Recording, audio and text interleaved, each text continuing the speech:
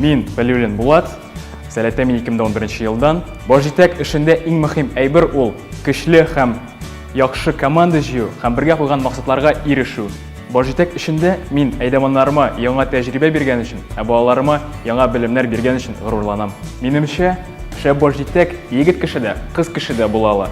Ләкин иң яхшы баш җитәк ул егет кеше. Балалар тәрбияләүдә иң мөһиме ул алар өчен үрнәк булу.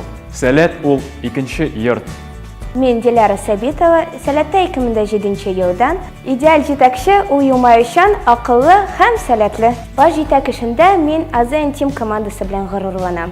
Сәл кешеләремнең айдаманнар булулары минем иң зур казанышым. Сәләт ул син һәм мин, сәләт ул без. Мин Руфат Киямов, сәләттә 2010 елдан. Баш җитәк эшендә иң мөһим нәрсә ул команданы туплау. Мин баш җитәк эшендә өлкән әйдаман белән горурланам.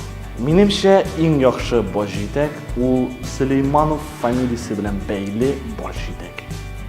Минем иң зур казанышым ул Сәләт Саба 2017дә исән калу. Сәләт ул дөнья, ул дуслык, ул мәхәббәт. Сәлам дуслар, мин Игорь Смирнов һәм сәләттә инде мин 2011 елдан. Җәй вакытында күп төрле аланнар бар, ләкин мин 4 ел буе бары тик Сәләт Раушан аланында гына булдым.